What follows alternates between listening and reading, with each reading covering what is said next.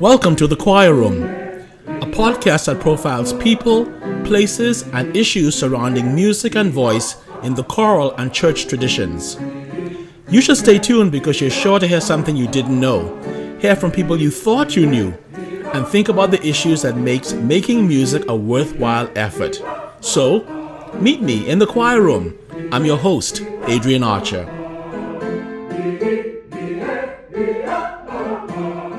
Well, ladies and gentlemen, welcome to another edition of the Choir Room. It's my pleasure to keep bringing these to you, and I'm really quite intrigued by the fact that people actually listen to this.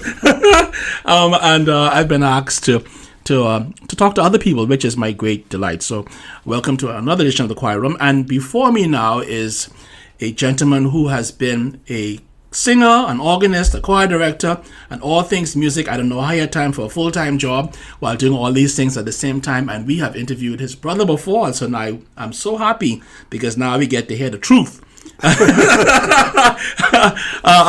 the Walkine brothers and music. We welcome Sonny Walkine. You know, I never knew, Sonny, you had a name. I thought the name was Sonny. Where does the name Sonny come from? I believe it's because I was the first son of my mother and father. Right. My father was married twice. Okay. He had earlier sons, and I came along after three girls. Okay. And so they probably thought they will call me Sonny. So before, ladies and gentlemen, we are just talking to Darville Walkine. His name is Darville Walkine. Well, that's another story. I can't even trip off my tongue when I know the name Sonny so much. So let's start from the beginning. Story. Yeah, let's go there. Yeah. Okay. Well, you know, my family came out of the Turks and Caicos Islands. Well, I didn't know that. Which part? We're from North Caicos. North Caicos. And our settlement was Bottle Creek, or is Bottle Creek.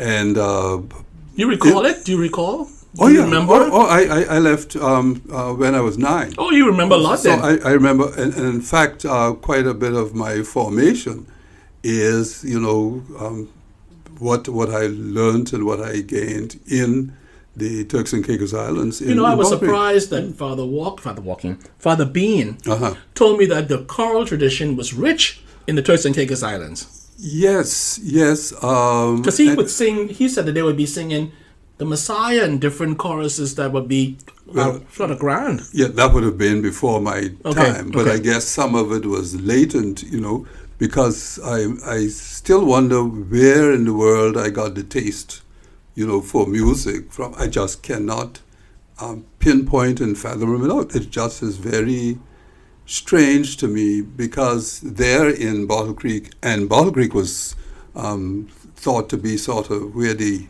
intelligentsia reside outside Grand Turk. Right. Now, I won't tell you what they used to call us.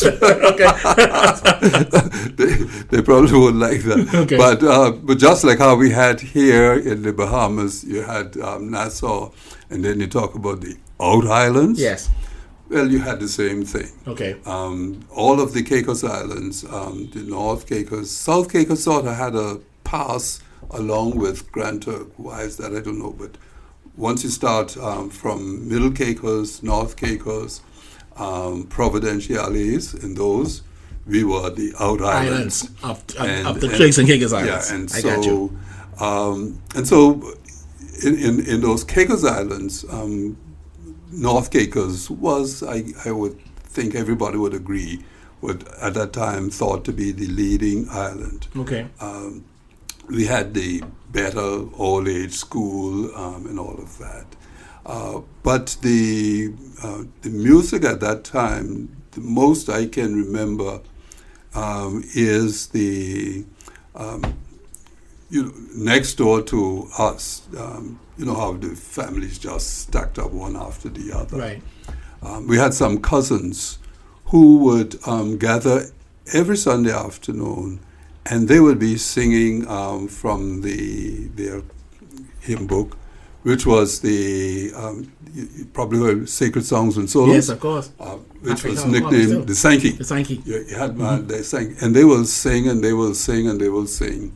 But they will sing the solfeggio, solfa. You know, how did you, because solfege is hard. It's hard even, but I mean, you know what? I guess if you grew up with it, it's easy. You know, I never encountered solfege of any magnitude until I went to university. That was long. That was only 10, 15 years ago. And I was like, how do people even begin to figure this out? Yeah, it is quite, in fact, it is really easy. Because, you see, all you have to establish when you singing that is where do is? The pitch of the do. The pitch of the do. And if you know, if do is do, then ain't no debate what re is. Yes, exactly. So it's a question I understand. of, so you don't have to be on perfect pitch. You don't have to be singing G because it's in G. Right. You just pitch your do and you go from there. Yeah, but then when you get caught up with Lee and T and all the rest, then you want to kill yourself. You lean your head, you lean your head forward, and that's the flat, and you lean it front and the back. And that's how I do it. Okay. The joke was my mom, who also practiced that by just singing. Right. So she will do it by ear.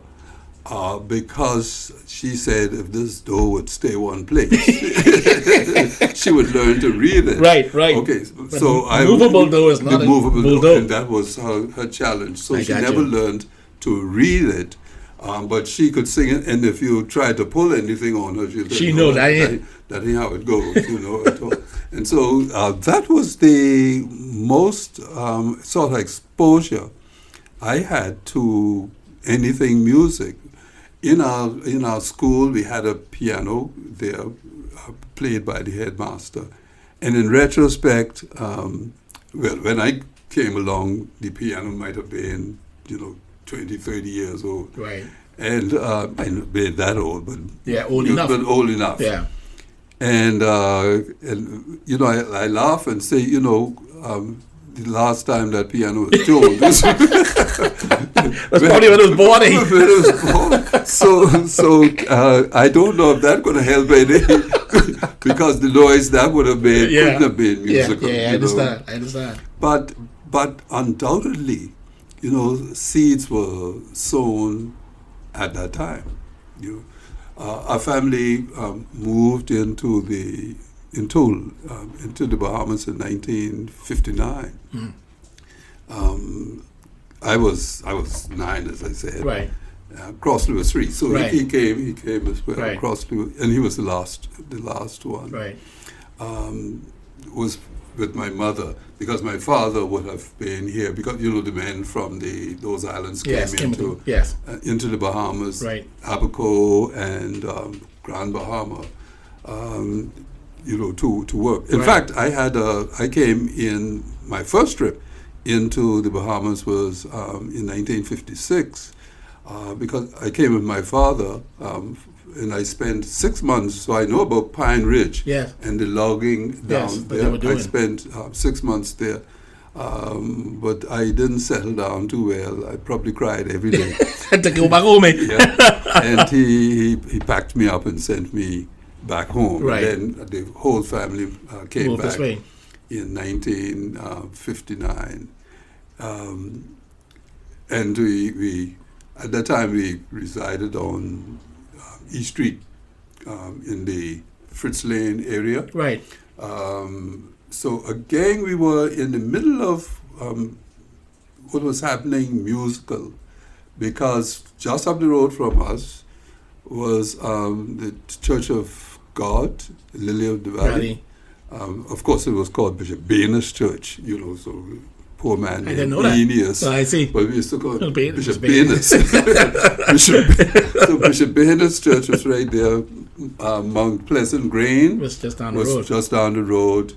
And of course, the Big Jumper Church was further down the road. Just a little further down the road. Right. And so every Sunday, there was a band, because the procession either was turning out, the lodge procession, right, or the, church or the church had something was going on. So right in that little huddle there, there was quite a bit of music going on. But were you established in any of those churches? Well, we were. Where did you end up going to church? We first went to Bethel. I see. Bethel Baptist. Right. We stayed there for just a short while. And I think the challenge was because we moved from East Street fairly quickly and went into Pedolio Street in Engliston. Right. And I think there was a bit of a challenge. Getting way up the road. Way up the road. Yeah. But we had a cousin who wasn't too far from us, and she had settled at Zion Eastern Shirley. And so she persuaded my mom that, Zion Eastern Shirley would be a good place to go. The funny thing is, of course, at that time, the pastor was Reverend Talmud Sands. Oh, yes. Revered above everybody. Yeah, he had some things, in his favor. This might be funny, but one, he had color. Yes, I was going to see how you was going to put that. But that's okay. Yeah, he had color. He had color and good hair. Yeah. So particularly this cousin who, was attracted to that was, high on this color and good hair. So we went to Zion. And of course, in those days, Zion was very conservative. Right. But it wasn't strange for us because, strangely enough, back home, we were Baptist, but equally as conservative. And what does that mean as compared to what we have now in the community? Oh, chalk and cheese. Really? Chalk and cheese. Because someone said to me the other day, I don't know who it was, we weren't talking about, there was somebody, there was Miss Taylor, who I hope to interview from Salem. Yeah. She said that the church was as close to Anglican in terms of its style of worship. Yeah. Hymns and prayers and psalms and the whole works. Yeah. In fact, I remember hearing the church sing the psalms. We weren't far from church, so we were within earshot.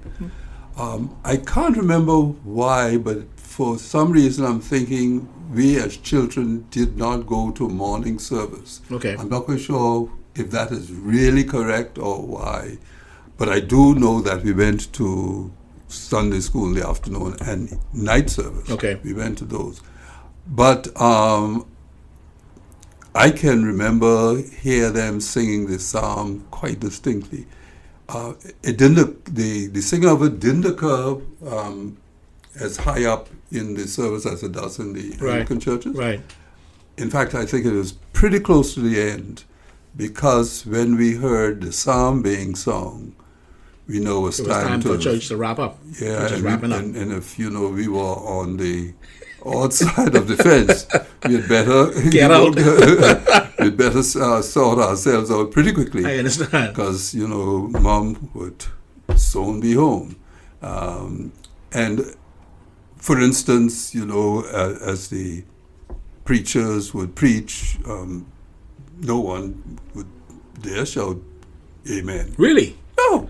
What? No. I remember we had a first in the Baptist church? Yeah, in the Baptist church. A first cousin of mine, his first wife died, and he remarried, and he married this lady from the Church of God. Right. And poor soul, she came. She didn't know the rule. She came and she and it wasn't really offensive. She just would say amen. Right.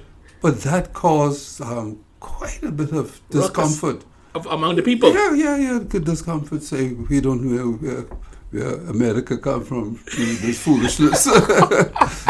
So when I say we were conservative, we were conservative. So it probably explains, some of my leaning. Yes, I understand. It probably does. Yeah. So, but when you came to Nassau, were you involved as a student in music at school, or? Yes, I had the good fortune of going to, and I joined when I came to Nassau. I joined the crew, which swore that I was in the best school, that is Eastern Junior and Senior High school, exactly. Ain't no doubt about it. My mother would agree. Yes. Okay, so I was there, and at that time, in fact, I had bits of Timothy Gibson, because he was the itinerant music person. He Right. used to go around from the various schools doing whatever he did. But Hilda Barrett was there. Oh, wow. Hilda, Erna Messiah was there. Veronica Culmer Ingram was there. What was Hilda Barrett like? What was she like? Oh, Hilda was... Because there's some names of people who you wish that we had talked to prior to this. Yeah. Hilda Barrett, I would have loved to talk to her. Timothy Gibson.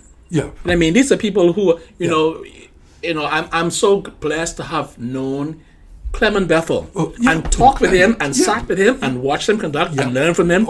And these are names that I know that we wish that we could talk about. So perhaps you could tell us now what Timothy Gibson or Hilda Barrett was like. Hilda was the consummate musician.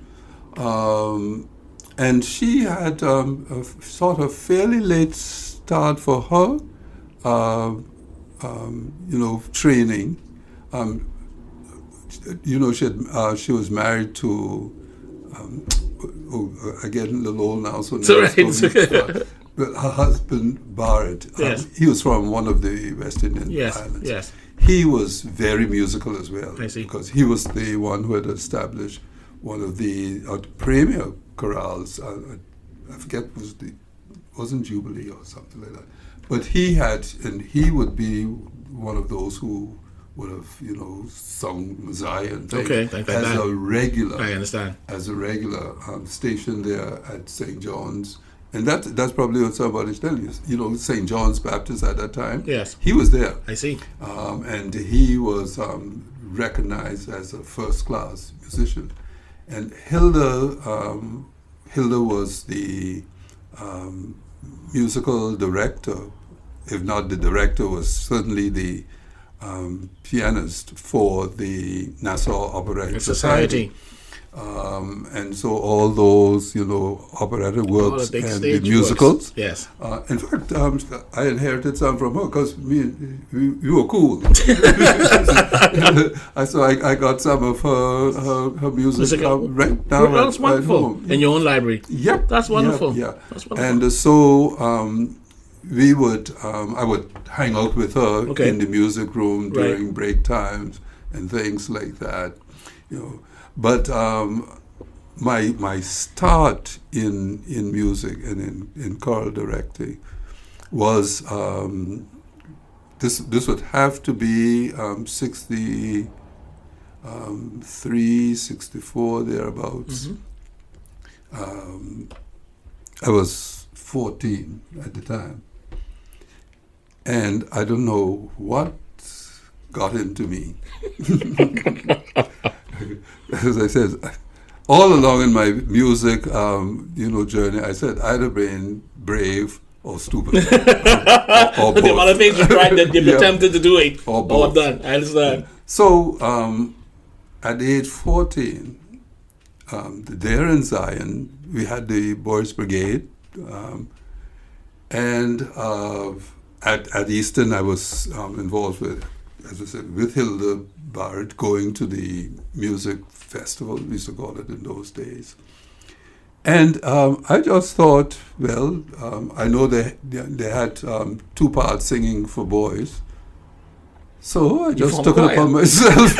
It's a boys' choir, Boys Brigade choir.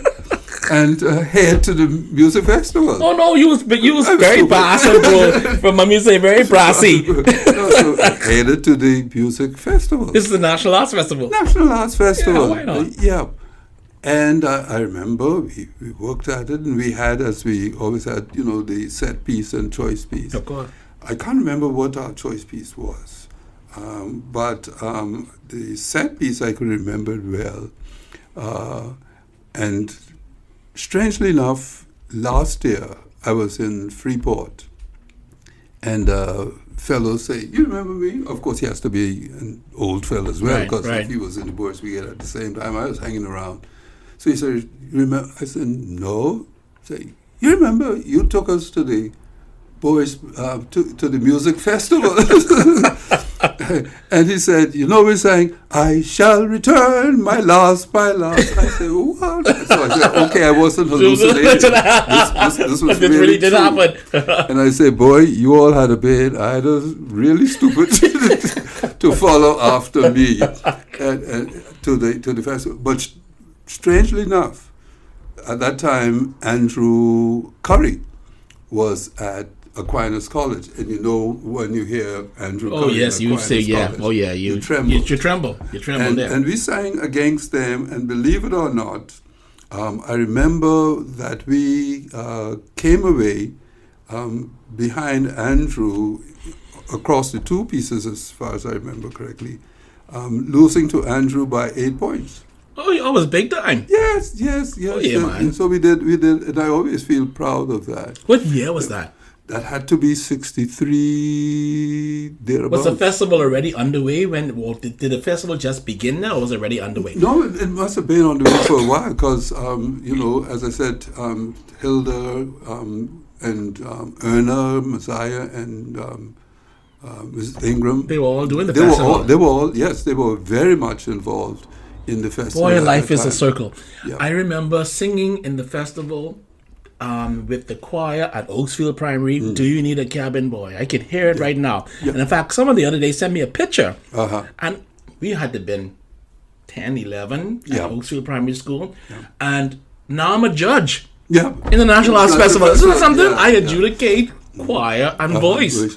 My grandmother, Agnes Archer, used to prepare people for the festival. She's my teacher too. Really? Yeah.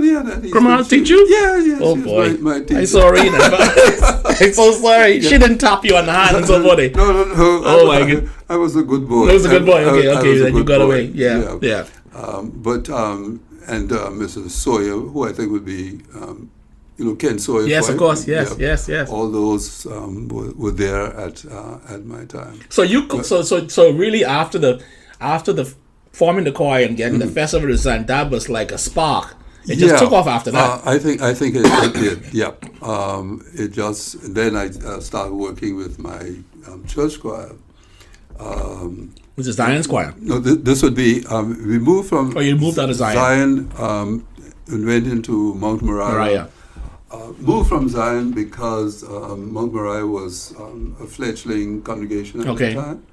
And Mount Moriah grew out of the Sunday school thrust as such. Okay. And you probably know Arthur Pete. Yes.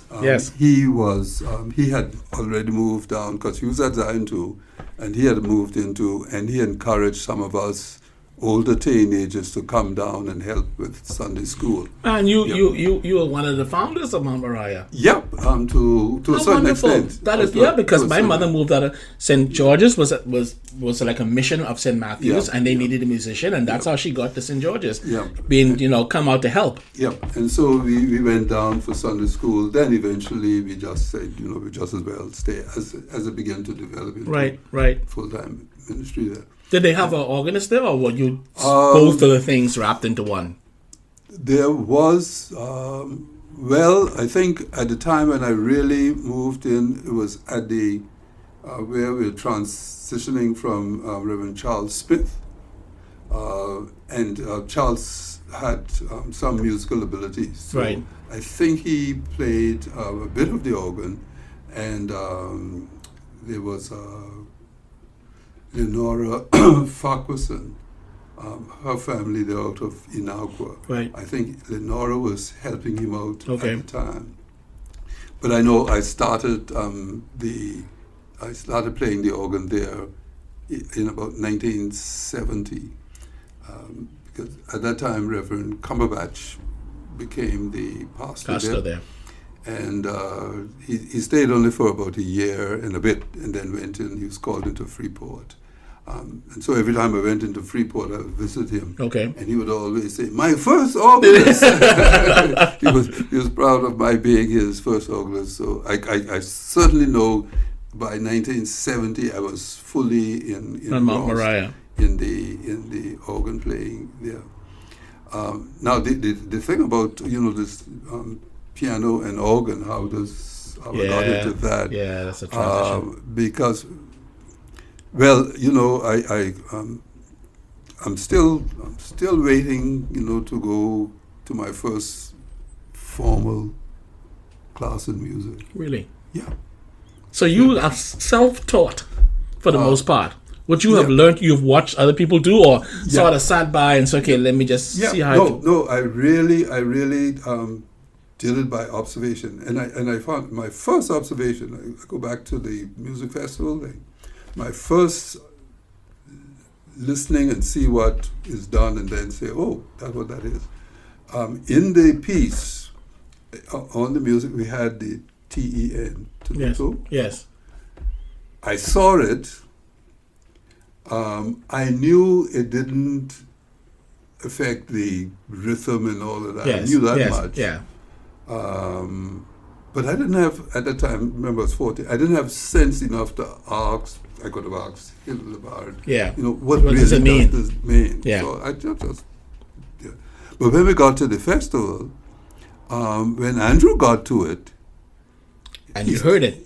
You heard the tune of the Lord itself. Oh, that's what that means. And from then to now, I did all my development is by, I said, keeping good musical company, Clement Bethel and all those fellows. One person who I must give credit to for, really helping me to hone is Kayla Lockett. Oh. Kayla Lockett. And I'm not quite sure people quite appreciate what Kayla contributed to the society, music society. Because, and I don't know why I only could presuppose, because we know Kayla for the most part as a cultural sort of Bahamian to do. But Kayla, the first time I encountered Kayla, I knew the name really clearly in my mind. The group, and I can't think, was it the Art Institute Chorale? Something she had. They did Haydn's creation in the cathedral, and I thought I would pass out. It was the most amazing. I had never heard the Lightburn gentleman from Bethel sing in my life. Ishmael. And I thought, what amazing singing is this? The entire work was just shocking. Well, I'll come back to Kayla, but you'll have to remind me that's what I'm saying. But just to mention Ishmael, Ishmael and I were in London together. I see. And Ishmael used to get, bookings for singing. And I used to tag along, I had some exposure in my local church there. But I could get beyond it. He has an amazing voice, even till now, I suspect, because there's something natural about that.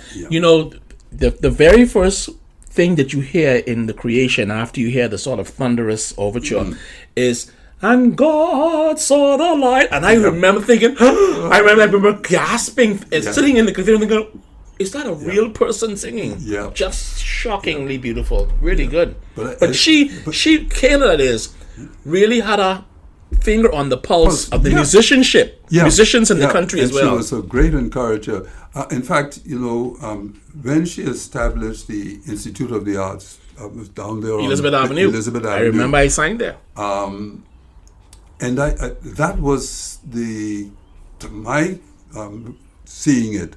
That was the first time it was sort of conveyed to, the little picky head girl over in Minnie Street and there, that you could take up a violin and try play it. She, introduced that idea that this thing, isn't just for the upper crust. I understand. We, down on the ground folk can do it as well. Yes, and I always say, to me that was her really greatest contribution to the music development in the country, and I think a lot of folks miss it. Yeah, I know that.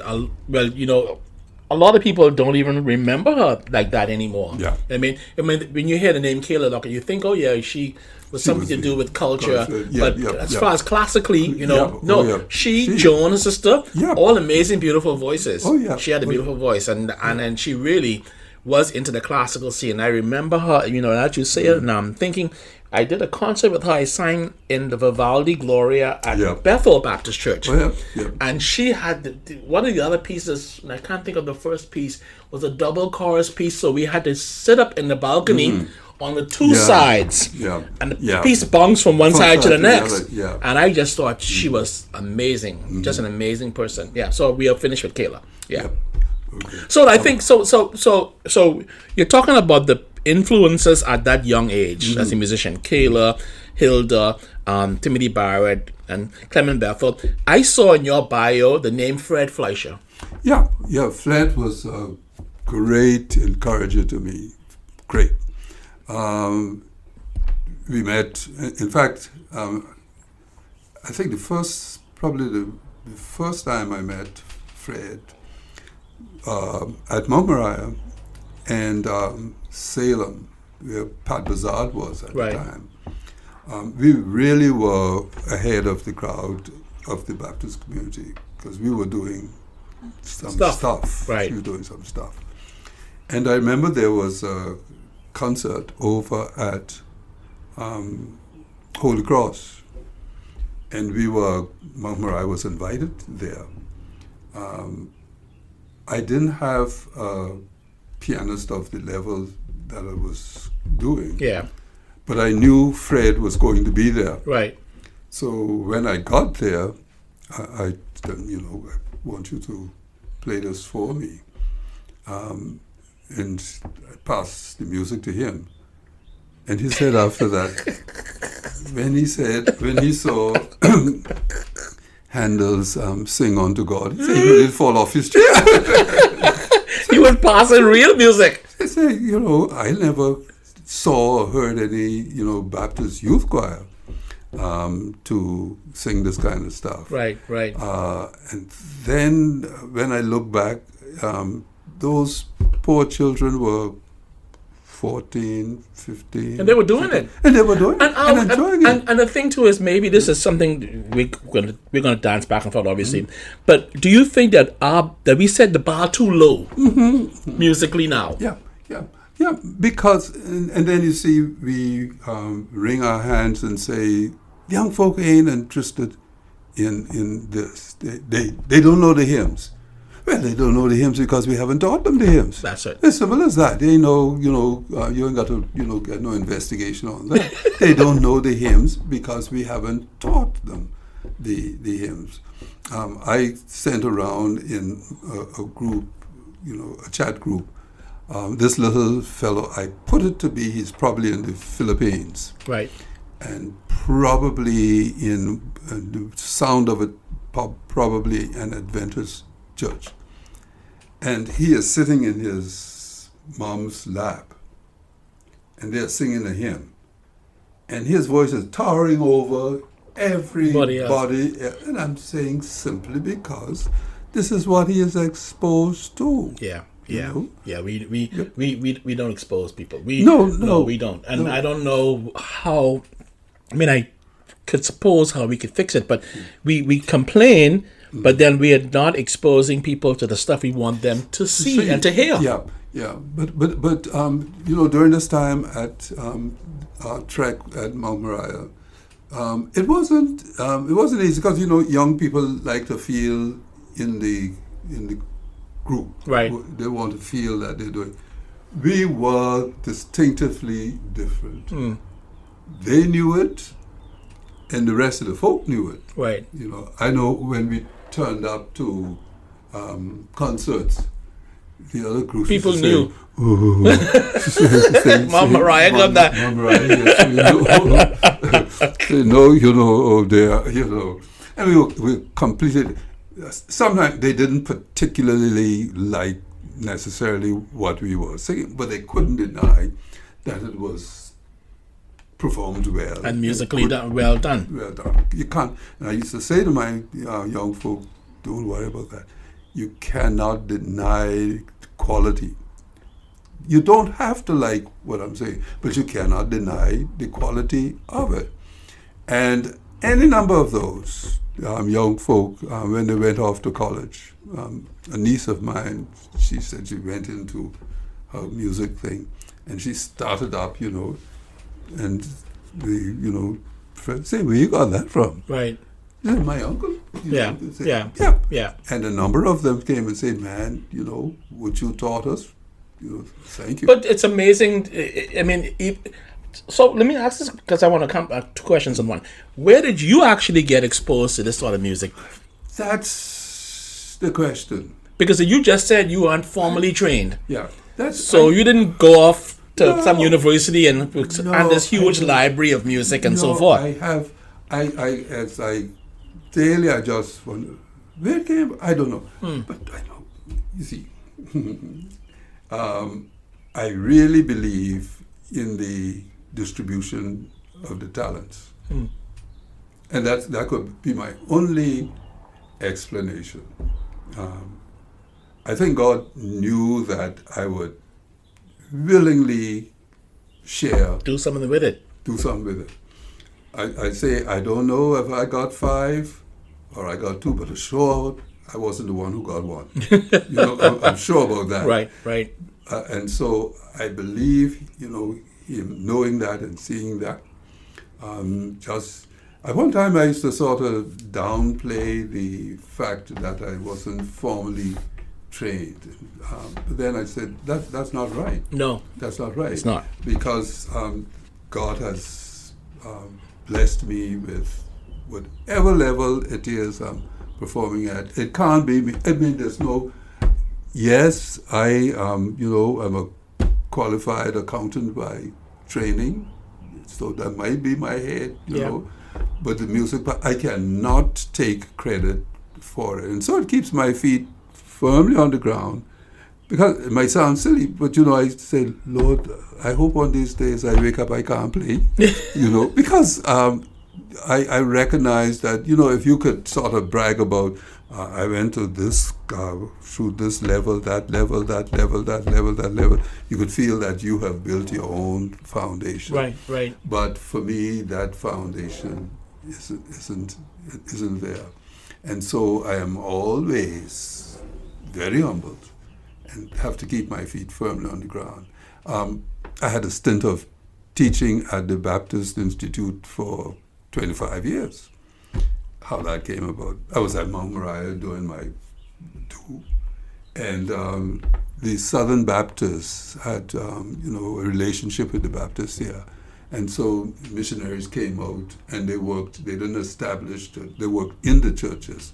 And a number of them came into Mount Moriah. This chap, Mike Hudson, he came in and he was there with us, and he observed me doing what I'm doing.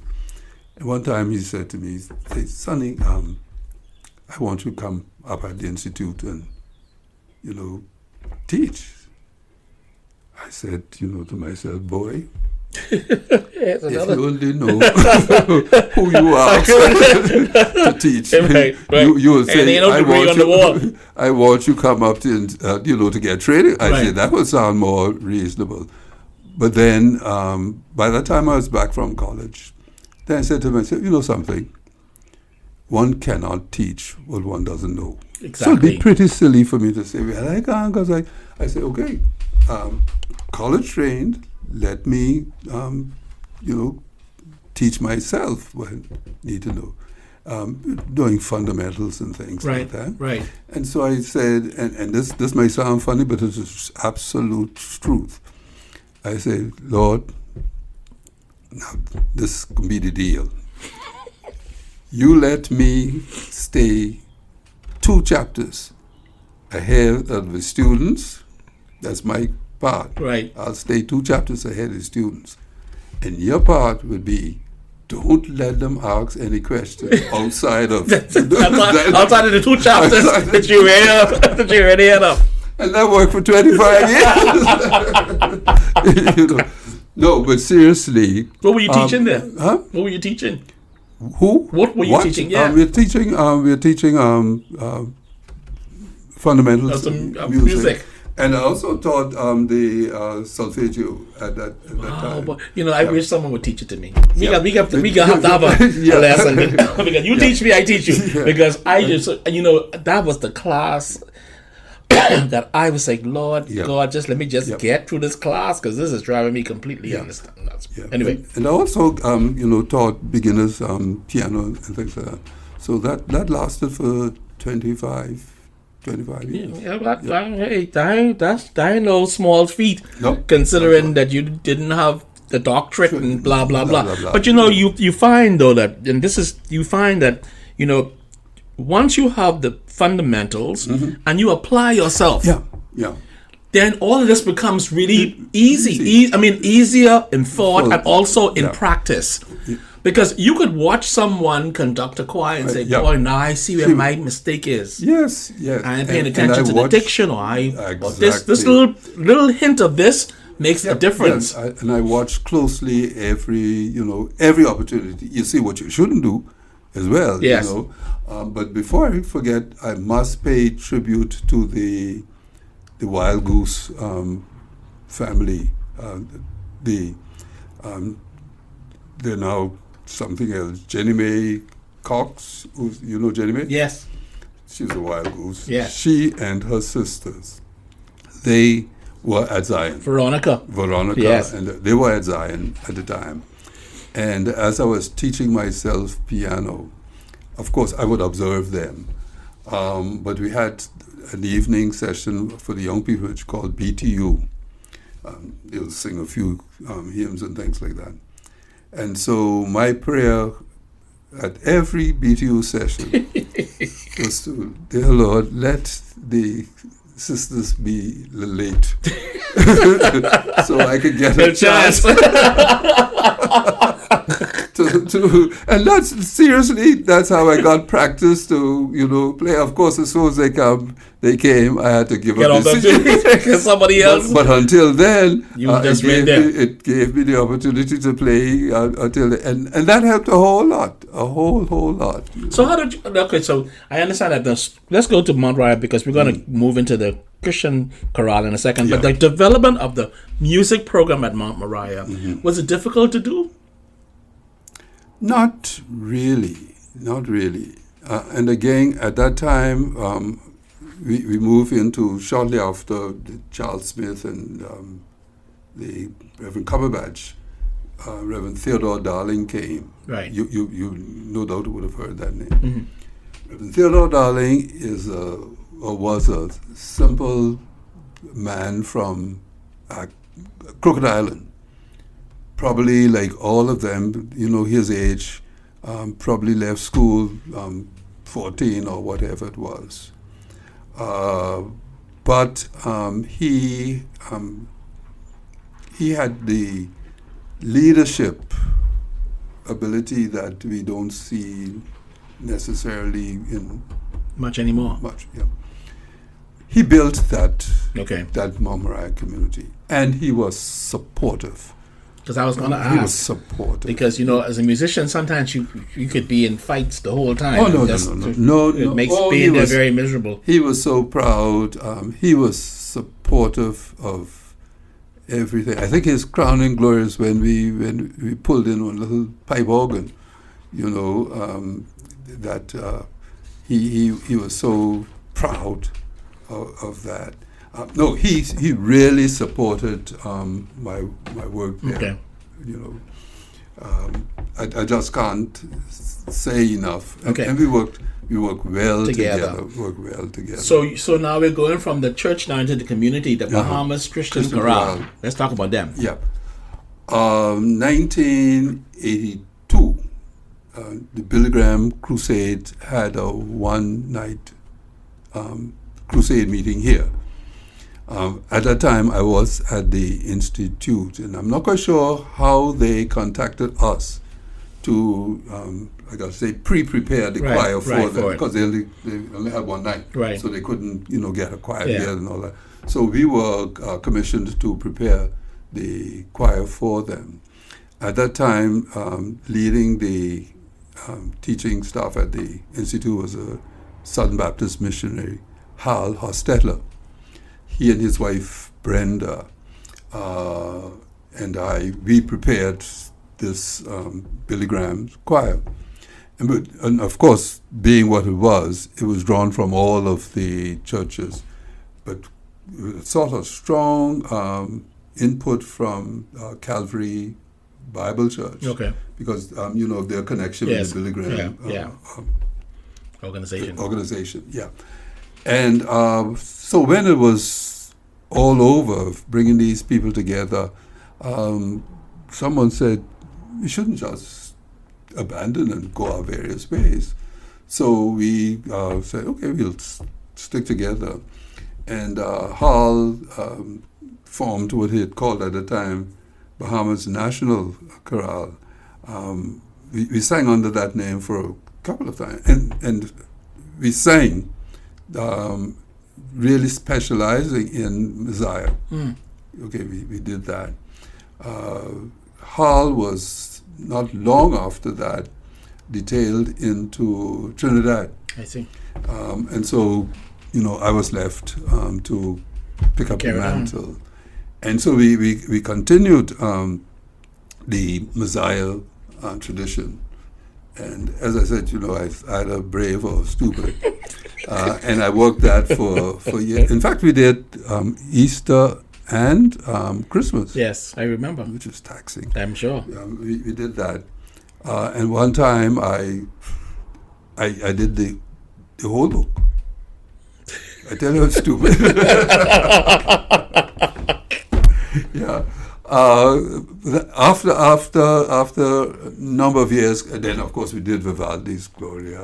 We did Olivet to Calvary, Stainless Crucifixion, and we rolled through those. The one that I enjoy the most, that I'm so privileged you asked me to sing at, Dubois' 7 Last Words. Oh, yes. Oh, okay. Man, I love that. That is memorable. I am trying, my best to let my group, High Glow Singers, are you listening? Yeah. To perform Dubois' 7 Last Words. You must. What a dramatic! Oh my goodness! Goodness me! There's too many movements, and every movement is just stunningly beautiful. Yeah. Then after a while, it became, because we didn't have the soloists within the group.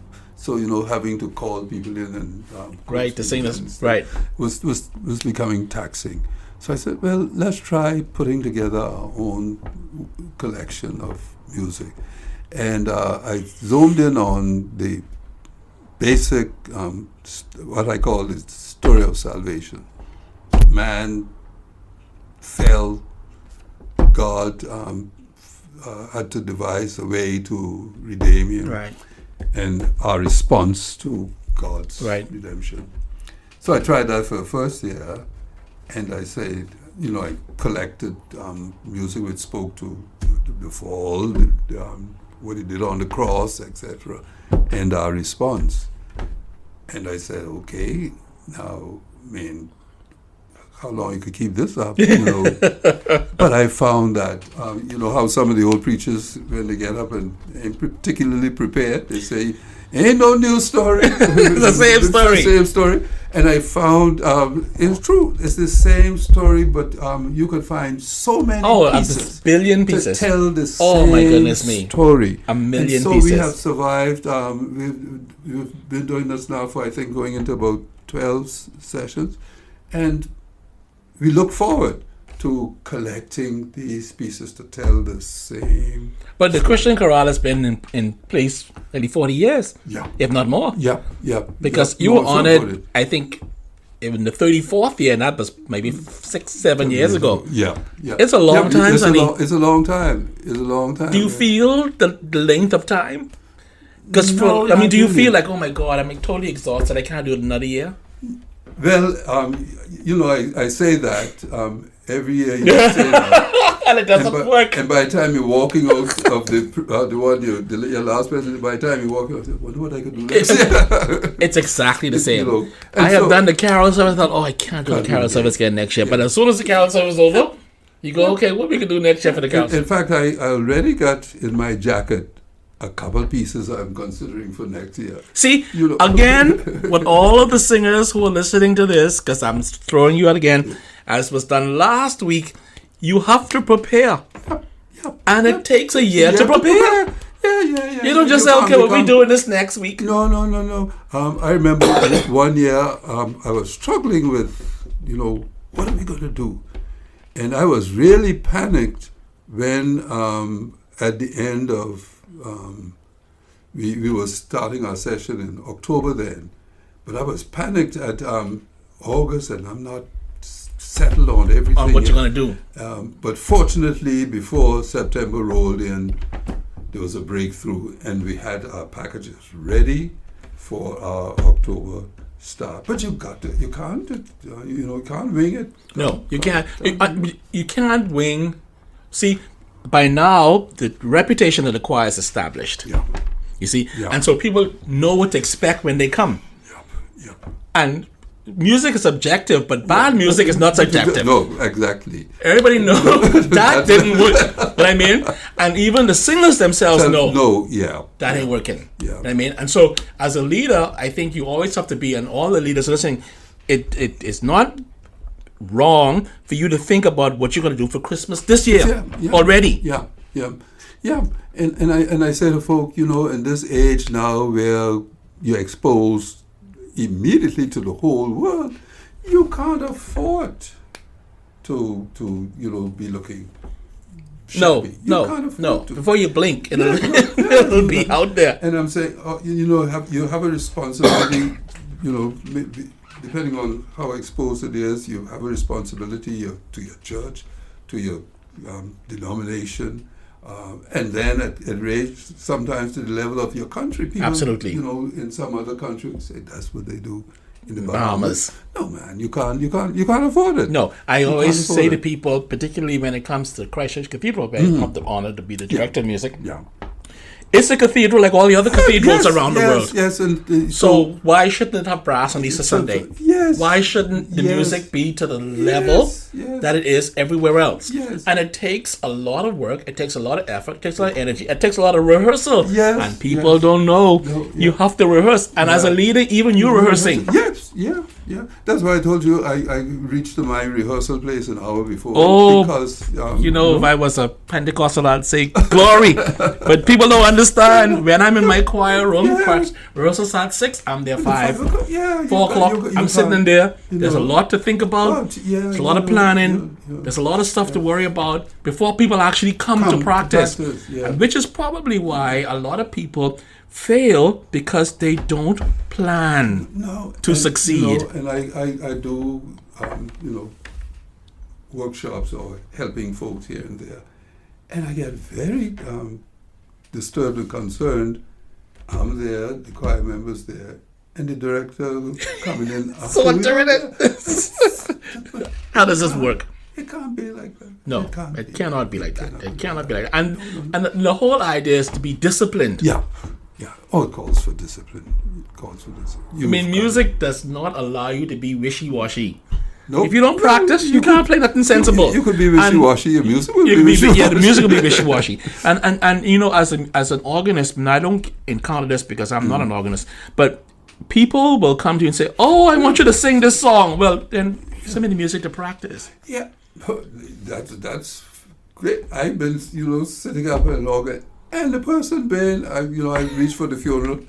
I'm sitting up there. I see there's a name. I don't know the person. And ain't nobody contact you. Sitting downstairs long time. And just come with the music and throw it in front of you. Yeah. Or even got the music and say, follow me. Follow me. No. I come here. If that happens, I say, come here. Let's find our pitch. So you don't go up there singing O sharp or something. O sharp, that's a new one. Which I can't find. You can't find an organ. Oh, no. You come, let us determine our pitch. Okay, because I can do quite a bit by ear. So I won't, run you away because you don't have the scores. Right. More than likely, try to follow. More than likely, I can do the, particularly if it's in a sensible key. Yeah. I mean, but if you go, in some of those things, when you read, you struggle. Yeah, exactly. So Sonny, there's a lot more to go before we end. But Sonny, you are rumored to be as Anglican as they come.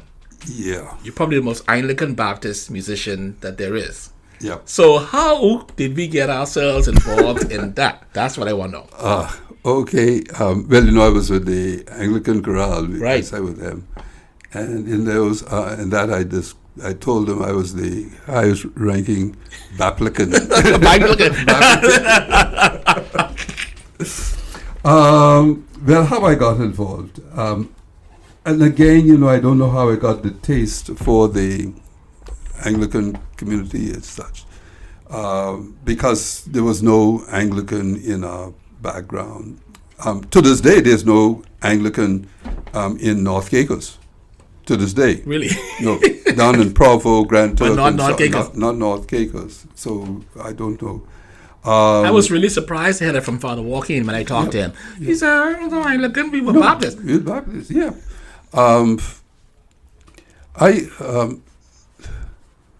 When Crossley got involved with the Anglican community, and he got involved because of keeping company with Western and of Prairie View. Yes, of course, so that connection. Yes, he got involved there, and So I sort of with him being in the Anglican community, I sort of began to at least support anything he was having or something like that. Yeah. But I really got immersed when this will be, we're talking very close to 30 years, one way or the other. Mrs. Woods from St. Anne's went on 2 weeks leave, and Crossley asked if I would sit in for her. Was he already? He was a priest at St. Anne's at that I think he was. No, he would have been working along with Father Pugh. With Father Pugh at the time. So he asked if I would sit in for. I said, This was for the 7:00 service. So, I could give it a shot. So I did that. And I could remember there are a few things which catch me by surprise. Few. I remember clearly as day I was driving up West Bay in the area of Haynes Oval. Driving up. And I said, Lord, suppose those people say they want me to come back. What I would say. I wasn't worried about, Anglican or anything like that. I just was worried about the 7:00 in the morning because this new thing to me. I said, I don't know if I could hack. Right. Going up this kind of time. 7:00 on a Sunday morning being in church. Right. And I don't know if it was the same day or the day after. Crossley say, boy, they say if you could come back. Come back and stay. I say, oh, okay. So, I mean, that's how it started. And that's been 30 or so years ago. And of course, I enjoyed the opportunity for the singing of the hymns. I just love the singing of the hymns. There's no substitute for it. None whatsoever. I don't care what you say. There's none for it. And so that really worked well for me. At Mama, we didn't do badly with hymn singing. Right. We had to we'd sing a fair amount there, but that really topped it off for me to have the opportunity. You're a hymn writer yourself now. Yes, because we've seen a couple of I've done a bit, but you see, I don't let that credit go just to me as if that's talent for myself. This way I pay tribute to my sister who's just before me. Okay. Her name is Miriam Walkine Miller, but we call her Gertie. Oh, this is the famous Gertie. This Gertie. Okay. Yeah. I say, when it comes to hymn writing and songwriting, Gertie would do circles around me any time in her half sleep. Wow. She is just that brilliant. In fact, with writing, the whole family could craft. If we were to write something, say, this is good stuff. So the whole family is gifted at writing. But Gertie will do you right in. Right, yeah. She did for the quincentennial of Columbus. She did a full-length musical. Wow. For her school, Wow. Palmdale. That's what they call Palmdale. And when I say this wasn't no joke stuff. This it was really good stuff. Chris Fox orchestrated it. Wow. And it was performed at the Rainforest Theater. Wow. I think it ran 2 or 3 nights.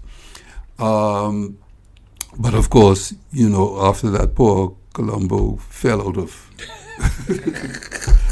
So that ended Gertie's. But it was really a pity that that sort of died that kind of a death, because it wouldn't have had any.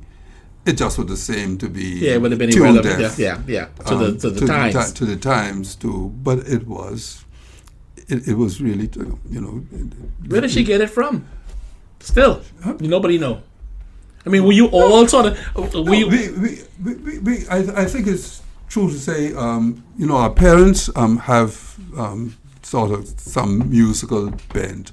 My father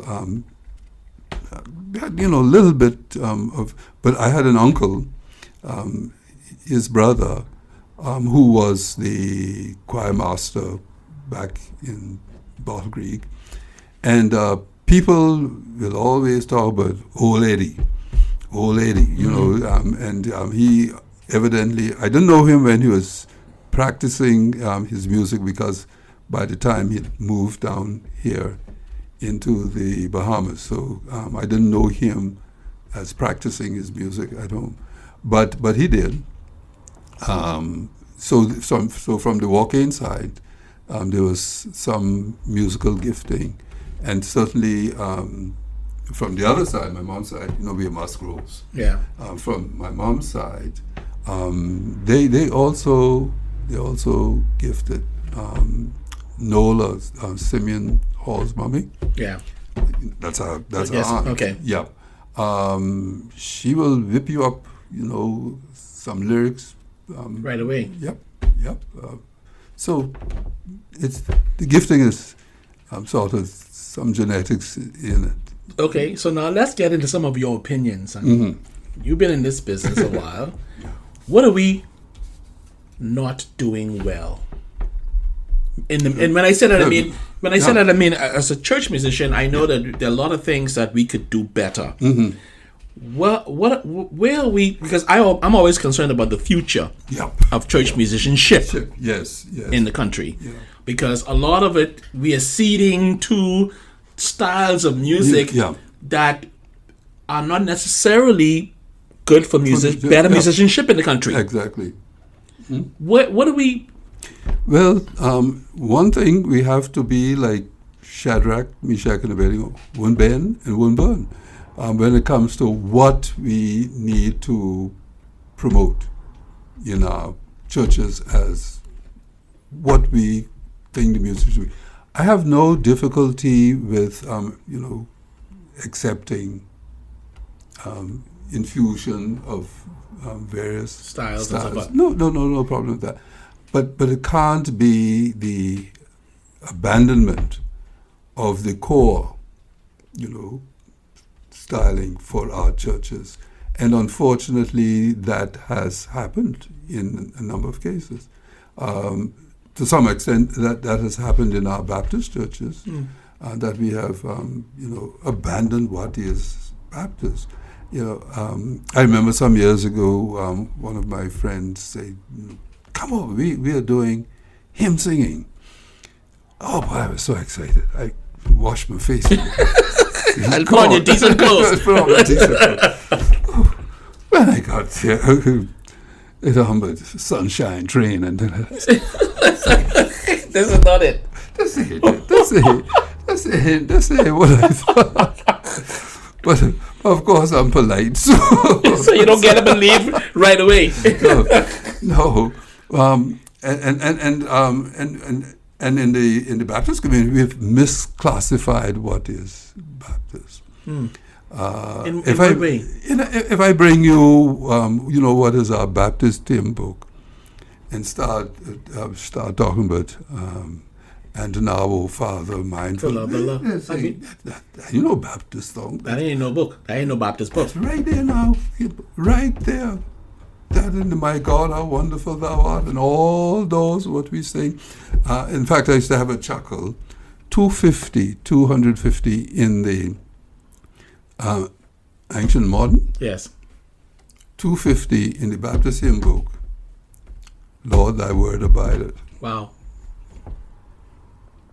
Wow. Yeah. But ask how many people actually know that in the Baptist church? St. John's, I think, is still one of those who's closest to regular usage of the hymn book. And Bethel too, regular usage of their hymn book. And what is sad about the whole thing is that the hymns that are written have such good theology. Yeah. I mean, if you look at, and I always tell people, when you look at a hymn, before you worry about what the tune is, you should read it. Okay. Because then that gives you, because the tune is irrelevant, really, because you can sing it a couple other good tunes. Exactly. But the words. In fact, let me back up to my preparation for the chorale. As I'm gathering music for that,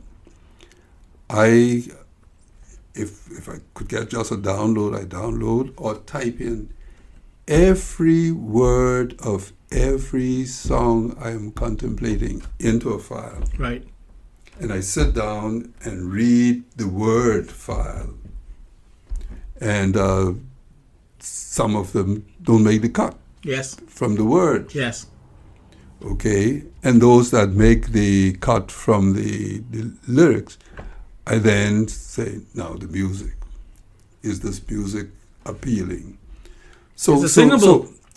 So the start is, what are we saying? Yes, what are we saying? That brings us to another point, which is slightly off. How you could hear what people are saying if you drown them out with your accompaniment. Well, it can't be accompaniment with you putting on your own concert or whatever it is. Oh my Lord of mercy. Listen, another one of my guests said the same thing. I think that a lot of times people, organists again and again, I'm not an organist, but as someone who has to work with organists of various styles, some organists take it that time for them to perform. They think they Johann Sebastian Bach. Yeah. So they go off and do their own thing. Yeah. In fact, I say to folk, and of course, mine is homemade, but I say to folk, when I'm doing with the congregation, I'm listening to them. I am playing, I say to people, I play words. I don't play notes. Oh, interesting. I play words. You play words. I hear what they're saying. And so if I can't hear what they're saying, then, I know that I'm not playing the level. And then you have to breathe with them. Well, you have to breathe with the congregation. Some people not understand. But I learned that when I was in London. I had lovely church life in London. Yes. At a Baptist church, not far from me, within walking distance. I walk there, every Sunday. And the organist there, Ron Wills. Ron would play, and he's phrasing just like what the words are saying. And I have adopted that as much as I can to phrase as much as as much as possible. Yeah, as much as sometimes the music is a little not as familiar. Yeah. Or the words. Not so familiar. Sometimes, and sometimes with word music up here and words down there, you may have, and then that's where I listen to the congregation. In fact, there are some folk who are my favorites because I could hear them singing. Now sometimes they sing a little too loud, but I laid on them to hear what we are saying, because I always heard, if the thing say, sing it softly through the veil, why in the world you blasted to the top of your voice? We say sing softly. I think I think that people don't appreciate, and again, we come back to a point about training. People don't appreciate that the words call for the style of music. Yeah. I mean, if in the middle of communion you're singing "Be Still, My Soul, for God Is Here," then how does that get loud on the organ? It can't. It doesn't work. Well, I mean, in fact, for me, for communion, whatever the words are saying, my organ is down to probably a third of what it is. Because two things are happening. Persons going to the altar, they're not singing. Right. Those ones in line ain't singing. Yeah. So the few people who are waiting to move, they're singing. So if I got the organ at, you play every stop that you can find.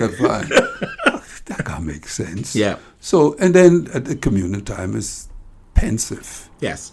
It is very meditative. Meditative, yeah. So when the rail is cleared and people begin to sit down and all are singing, then I bring up, and still even then, I'm not at full blast. Yeah.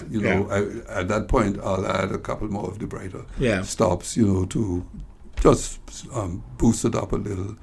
But the sensitivity. So is it a lot of people that's not trained to do it? Are we providing the kind of opportunities to actually do it, or are they just churches not doing them anymore? So there's no opportunity whatsoever. But I think there's a disconnect sometimes between the the organist and the what is happening. I see. Because the organ, I'm come to play these. Struggling playing. And I play my notes. I get more of my notes right. I ain't worried about what you doing downstairs or whatever. Well, brother, if I tell you, if you put a computer on what I'm playing, boy, probably half them notes ain't right. But I am meshing with the people, what they're singing, and so we have a good marriage going on. Whether all my notes in or ain't in, but there's a good marriage between organ and singers, because I am the thing about the organ playing. You at the same time you're a leader and accompanist and a follower. Yeah. So you got to lead the congregation in singing, but you got to understand that you got to do in such a way that you're not overpowering. Yeah, and I think that a lot of organists don't understand what the word accompany means. No. They're not to just blast the organ, and play all kind of weird stuff. Yeah. I mean, man, people get an opportunity to go off into all kind of weird interludes and things. Yeah. And are you one of those people that go to churches and think, oh God, what am I going to have to pray to get through the service without, because the music is that bad? Yeah. Have you been to a place where you say, this ain't working? I said, Lord help me. Lord help me. And what it was, I've been in some places where, I pray, Lord help me, and we would be shocked to hear what those people are paying those folks. I was about to bring that up. To make that noise. I was about to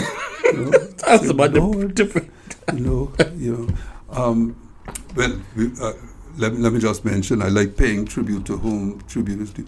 Our good friend and late friend and brother, Raymond Antonio. Oh, my goodness me. Raymond. I mean, I could have a whole show talking. Oh yes, absolutely. But talking about sensitivity as an accompanist, Raymond was. Yes, sir. I remember one time we were doing our the chorale, and Raymond was our accompanist. Raymond was stationed up in Eleuthera, and Raymond could not get to town until the day of the performance. Really? Yeah. But you could be prepared. Okay, I was comfortable enough, and he was to know that I don't have to worry about Raymond, and I didn't have to worry about Raymond. No, I worked with him for a number of years as accompanist to the Cathedral Choir, and that is one of the greatest privileges of my life and the greatest losses to the musical community in this country. Oh, yeah, man. Oh, yeah. You see, the thing, too, also is that he didn't come with any airs, which is where people get their thing screwed up. Talent. And just was willing to work and didn't come to bring you the drama. Yeah, I thought only one day that, listen, if you had something you call, say, Ray, can you help me with this on this date? If he knew that day was playing, yeah, man, I could do that. No, trying to play important. Let me check my calendar and all that kind of foolishness. No, if he had, he said, you know what, that date sounds like it rings a bell. Let me check. Give you a show back. And within time you had to check, he'd go and say, boy, I thought that wasn't not available. And that's all. You ain't get no pile of turn around and call me back. And, no, I miss Ray, just as much. You obviously had an experience with people who just sort of give you not necessarily an attitude, but they just too important for their own good. Well, we musicians are pretty good at that. And another thing, and you asked earlier what we're not doing, and I think sometimes we give the air that this is this big thing, the same for the faint at heart and the same for the who ain't very smart and things like that, and we may not encourage folk by the way we carry ourselves, and I guess that makes us feel important, but I don't think so. Well, it doesn't work, particularly when you realize, particularly if you're in the ministry of music. Now, there are some people who are musicians who are not in the ministry of music. And I think that's where you have to keep thinking all the time. Ministry. You know what I mean? Otherwise, what happens, I know you find the same thing, is that you can't get the cooperation you want. Because first of all, these people ain't getting paid. You hardly getting paid. You know what I mean? So they're not getting paid. And so what they're doing is they are following you because they sense from the leader that he actually cares about what's presented. He cares about us as well. Because I'm sure you found yourself in a position to be father, brothers, uncle, etc., because even as you do your music, you cannot avoid the personal connection with the singers. I'm leaving from here to go to Rio. I look forward to it. And I think my people look forward to it. Well, we have fun. We have fun in our... rehearsal. If rehearsals ain't fun, there's a drag. We have fun. Mine is probably be too much fun, but it isn't fun. I quite remember. But we work seriously. We don't lock around. There's no talking and carrying on and that kind of stuff. No. We work seriously, but we work lightly. We have fun. I like poking fun at people anyway. We have fun, Favorite hymn? Good Lord. I don't know if I could, but if I choose one also, pleasant are thy courts above. Oh, yeah. Oh, my goodness me. Pleasant are in the land of... You ready to go on that? And of course, my communion, and now, oh, Father. Mindful of the love. Oh, yeah. And I think one, I have a difficulty because, where I've swapped between churches. Of course. I found I had a difficulty. This the tune these like, no. That's not the tune. Which tune are they singing in this church? So I sometimes get in a little bit of trouble.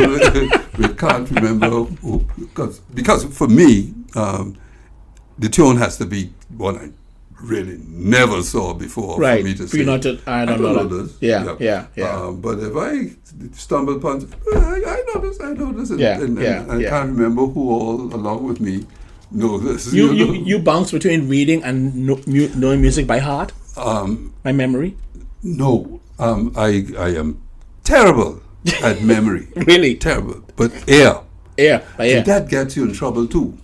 You know why it gets in trouble? Because you could get lazy. Why I struggle read all these why notes? bothering? If I could, play.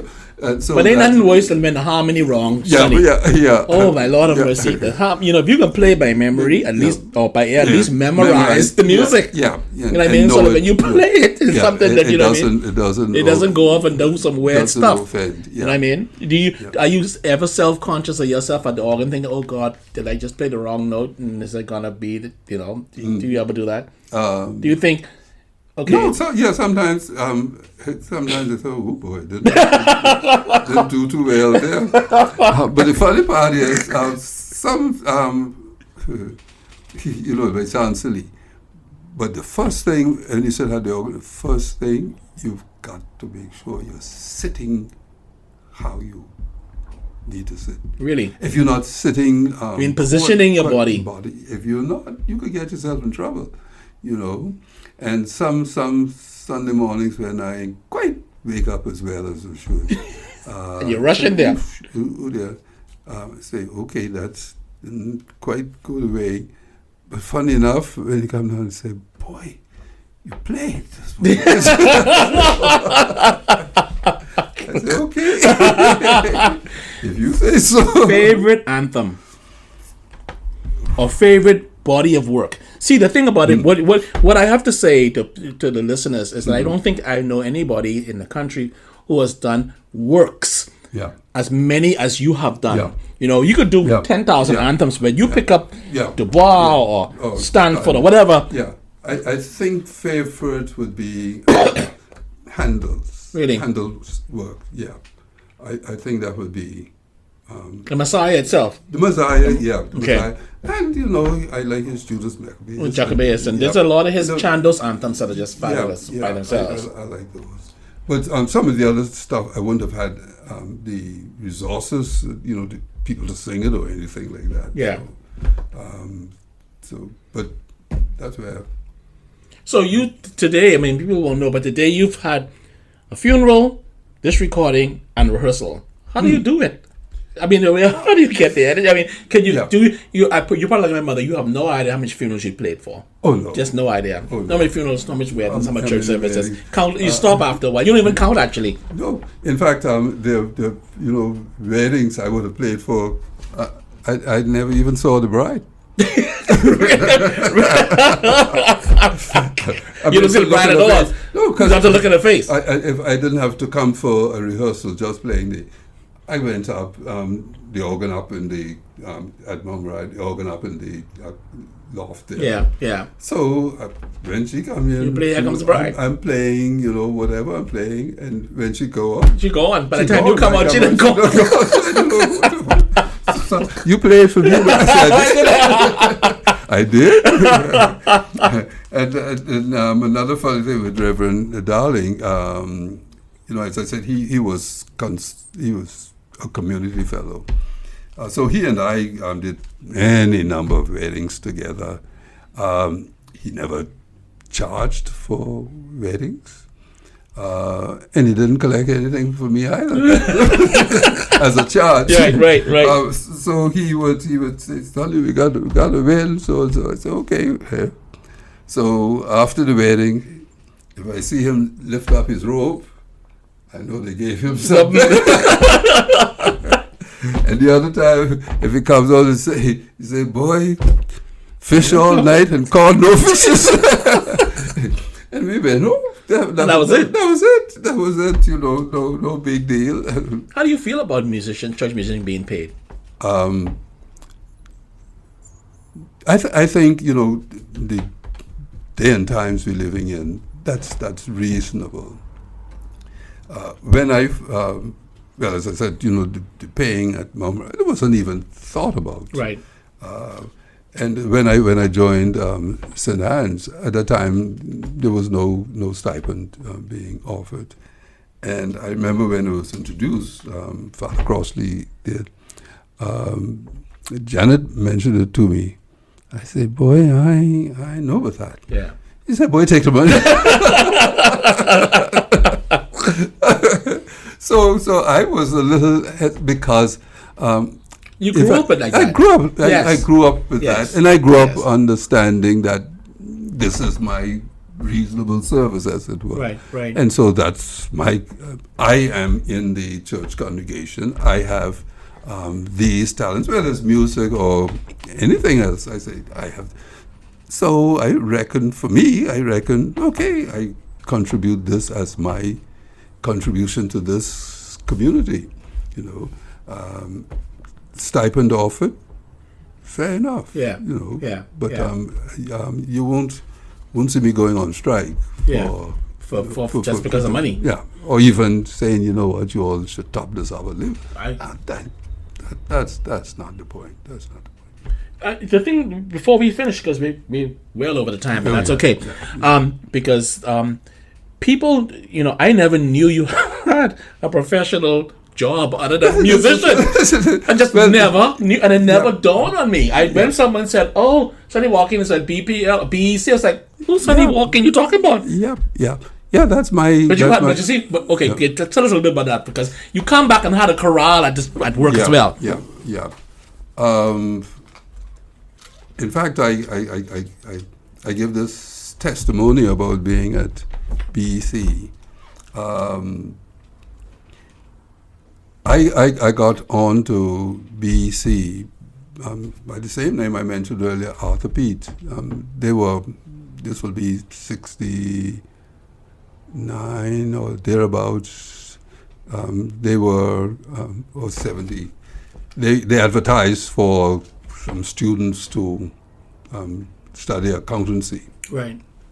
I didn't see the advert, but Arthur saw it, and he mentioned it to me at church. Only problem was, when he mentioned it to me at church, it had closed the Friday before. You mean the opportunity? Yeah. Okay. But I don't know whether he said it to me or I determined I'm still going to send in an application. And I sent in the application for this scholarship. And I was interviewed, and as I was going out the door, these were two English fellows, because this was the time when they was trying to bring in local people to take place of the English folk. Right.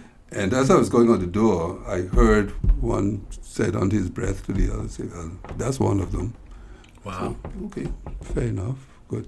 And but the thing about that, at that time, I really didn't have status, because I was 18 or over. My father was a belonger, but I'm now of age. And so really, I didn't have, but they took me anyway, and sent me off to the UK. I had a 4-year scholarship, calendar year scholarship. Finished it in 3, and was back on their doorsteps, and sort of just escalated through the organization. Yeah, and so I just can't ever say how grateful I am for the opportunity to have worked at BEC and to serve the country in the. How many years? 37. Wow. 37 years. Yep. That's amazing. Yep. Yes. And a lot of folk would have no idea that I was. I certainly didn't. And in fact, the first time the way I knew about it is someone. This is a long time ago. The first time I knew about it there was a photograph of you in the paper as an employee of BEC, and I said to Mommy, "That's Sonny Walkin. When since he worked at BEC?" She said, "He been there forever." I was like, "I didn't know that. I don't know why. I just assumed that you were in church ministry full time, and that was And at BEC I formed the BEC choir. Yes, I know that much. I do remember. And we did that quite well. We still have remnants of it. If we're called on, we could still pull it together. Yeah, pull a few together. In fact, we had one of the members passed. I think it was last year. Time goes so fast. Could have been the year before. And we sang at a funeral at St. Agnes, and Archdeacon Cartwright really jumping out his. I could see him. He was in the back. Well, I hope it, because if he had started singing loud, oh, that'd have been it. You wouldn't be able to hear the choir no more. I hope he doesn't start, but he was having a whale of a time. That was really funny. Yeah. Who do you thank, Sonny, for your career thus far? Who do you thank for all of this? Yeah. I say, and these people are never my personal teachers or anything like that. But as I mentioned earlier, the Hilda Barrett, Anna Messiah, Veronica Ingram, there's George Bethel. I had just little with George Bethel at Zion. Clement Bethel, Kayla, Lockhart, and all these people. I tell people I just kept good company. Good musical company. Good musical company. Yeah, and that and kept my ears open. Just listen and hear. And listen to what what folk may say, the critics may say. Yeah. And some of them say I'm stubborn and things. But I just hear. I hear exactly what. But if I don't size that up as coming up to it, then you don't. I don't. But I hear. One last thing, you asked earlier, what are we not doing? We're not preparing our folks as well as we should. One area, it is in the area of organ playing. And a couple years ago, from a couple years ago, it started to, create the awareness that we need to do something. And I was pleased to learn that the University of Bahamas is supposed this spring to start. And I understood that one of their not starting earlier was because they don't have an organ hall or thing like that. But I said, but the churches have organs. Oh, so you bring that idea to them because I know the gentleman in charge says, well, we're going to go and rehearse in different. You're absolutely right. I said the church, and it is us who need them. That's right. That's perfectly right. We all for ourselves. To be in our rehearsal rooms. Yes, you memorandum of understanding between the churches and UB and get the children started. Yes. Simple as that. Yes, there's no other way. Simple as that. After a few years, they could become sub-organists at these various places. Yes. The thing too is we you can't complain unless you have some solution in mind. Yeah. So I mounted that about 2 years ago. Said, look. The churches have the organs. You're the person behind that. Because I wondered when I got that message, I was like, what are we doing? Yeah. I spoke to Bishop as well. I said, look, this is what we need to do. Absolutely right. This is what absolutely we need right. to do. And you and your family. Mm-hmm. I mean, they must have been sort of just Daddy got to do what he got to do because there's no stopping whatever train he's rolling under. Yeah. Yeah, my family, I think, understood my commitment to the work, I had. Well, fortunately, the family is small. It was just the two daughters. Right. And one of them passed away. Yeah. But when I had when I had weddings to play for. And did get stipend, I passed it to them. And the one who passed away, sweet soul she was, but it was dry eye. So one day I had this wedding. I came home and must have been home. I'm trying to think her name. Jillian. That's right, Jillian. And I must have been home about 10 minutes or so. Mm-hmm. So Jillian called and said, Daddy, didn't you play for a wedding this morning? I say, yeah. Well? Meaning where the cash Since pay off time. Did this, and you don't have to answer if you wish, because some people, musicians, when they encounter death, they just stop. Did Jillian's death sort of say, okay, I gotta, I don't want to, did you feel any sort of way? When I said that, I mean, did you feel any reason to just slow the music down a little bit or whatever? No, I found that I attended when I wasn't playing. People from work, their family members and things like that. I attended funerals as much as possible. Because at one point I was head of the division under which HR was. Right.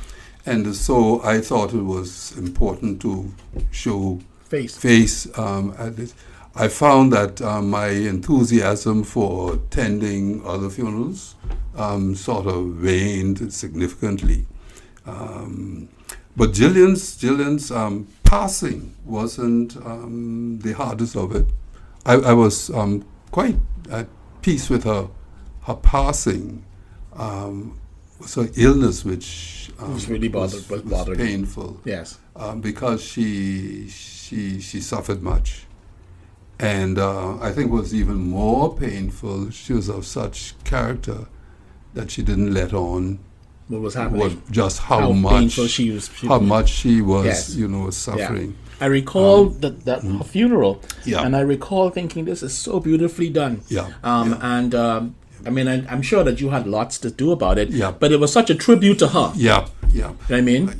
And in fact, it didn't hit me. Until I had you to. With friends to sing the Psalm 91. Yes. It did not hit me until you sang Rest Eternal. When I heard that, I said, you said, oh, wow. Oh, this is real. Yes, I can understand. This is that. The whole world, both me and her mom, we bore up quite well for her passing. But the time of illness was 8 long years of dialysis. And this and that, the next. Yeah, so that was stressful. But even then, though, you call upon all the. It's funny because my aunt recently passed away. I can't even imagine a child passing away. But my aunt passed away, and it dawned on me. Actually as I was preparing for the funeral, because I was intimately prepared with it, preparing it, and afterward, that the things that we actually sing about and talk about as musicians is comforting. Yeah.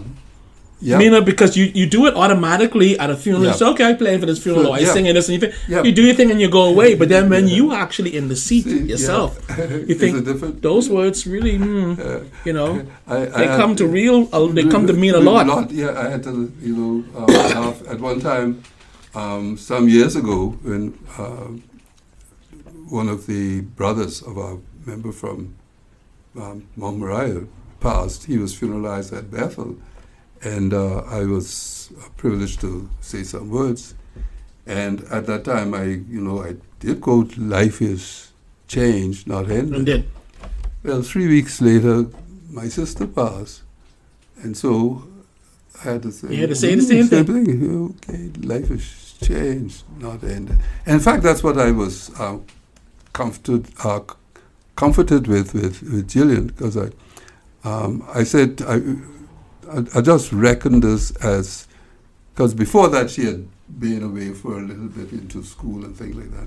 And I said, okay, this is one of those, she's away. Right. I just don't know when, she's coming back. Right. She's away. So I could, and I know I will see her again. So I will just hang around till I see her again. And that's how I have, morning. Well, Darville, Sonny Walkine, it has been a great pleasure to talk to you today in the choir room, and I am certain that our listeners have been intrigued. I certainly have, and this has probably been the longest episode of the choir room because we just couldn't stop talking.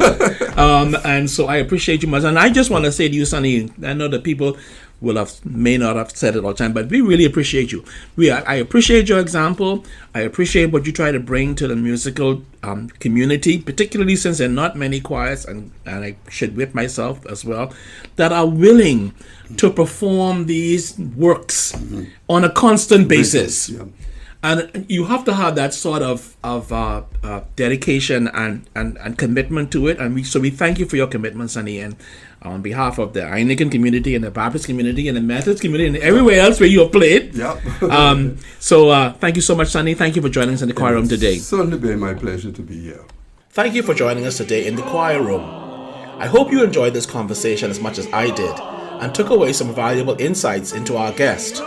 If this is your first time tuning in, make sure you hit that subscribe or follow button so you will never miss an episode of this show or our sister show, Sacred Sounds.